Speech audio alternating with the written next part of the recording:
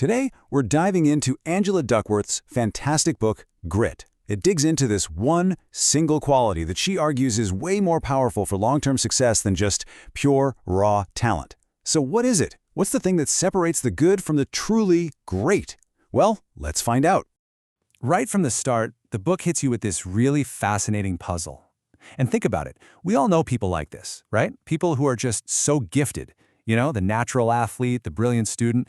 But for some reason, they never quite reach their full potential.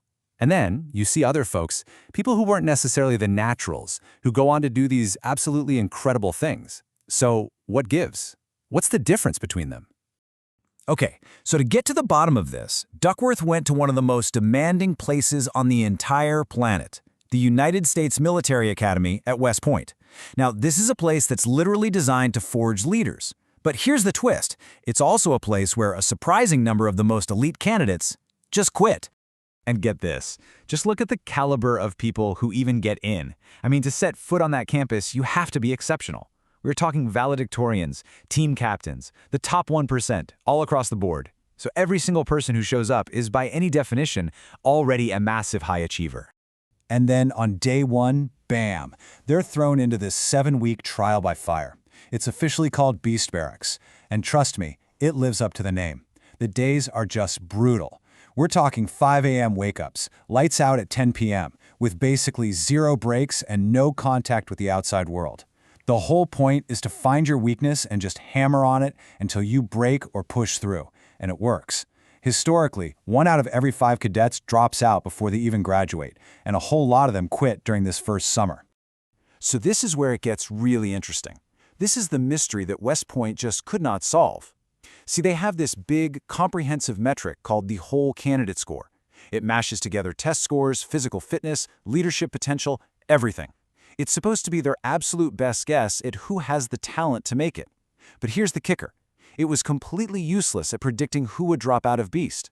Cadets with the absolute highest scores were just as likely to quit as the ones with the lowest. Crazy, right? And that mystery? Well, that's exactly where Angela Duckworth's research comes into play. She had a hunch that there was some other factor, something that the whole candidate score just wasn't even looking at.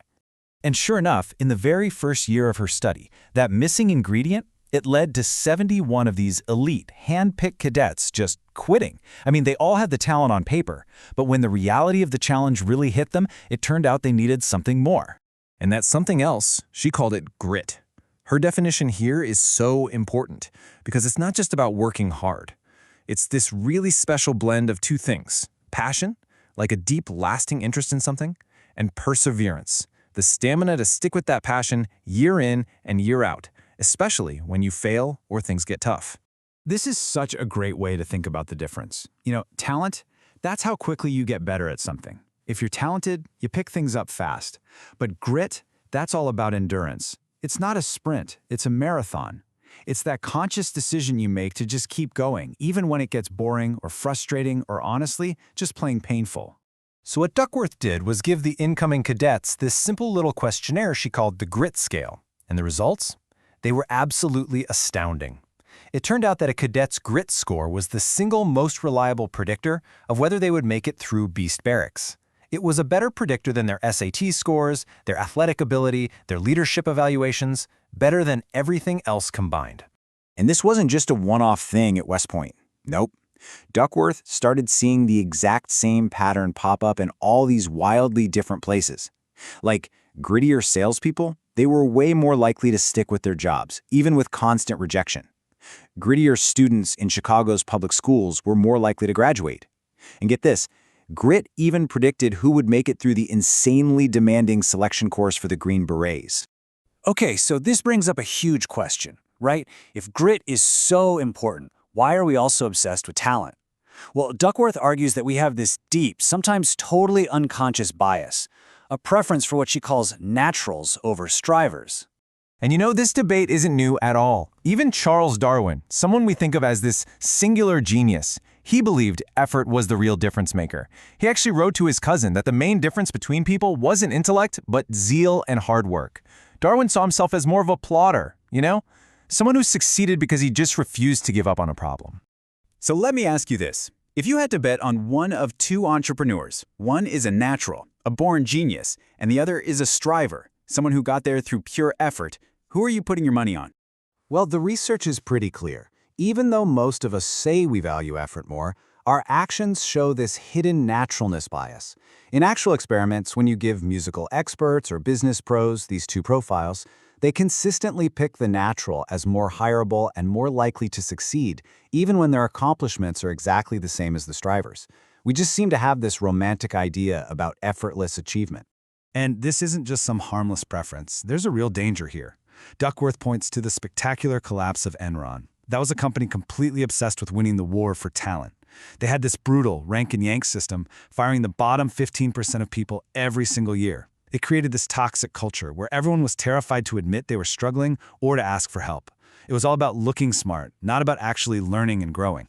So that whole cautionary tale really brings us to the core message of the book, right? Focusing only on talent is a seriously flawed strategy. Why? Because talent is not destiny. I love this quote from the book. It just captures the whole idea perfectly. Having potential is one thing. Actually fulfilling it is something else entirely. I mean, the world is just full of people with incredible potential who don't end up doing great things. The difference maker is applying that potential with focused, sustained effort over time.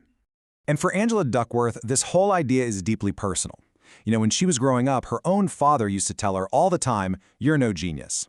It wasn't necessarily mean, it was his way of saying he was worried that her lack of some innate brilliance was going to hold her back. And this right here, this is the comeback she wishes she'd had as a kid. It's basically the entire point of her life's work in one sentence. And the best part? Years later, after winning a MacArthur Genius Grant for her research on this very subject, well, I'd say she proved her point.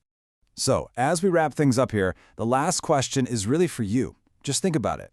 Whether it's learning a new skill, building a career, chasing some personal passion, where in your own life could a little more passion and perseverance, a little more grit, be the one thing that changes everything?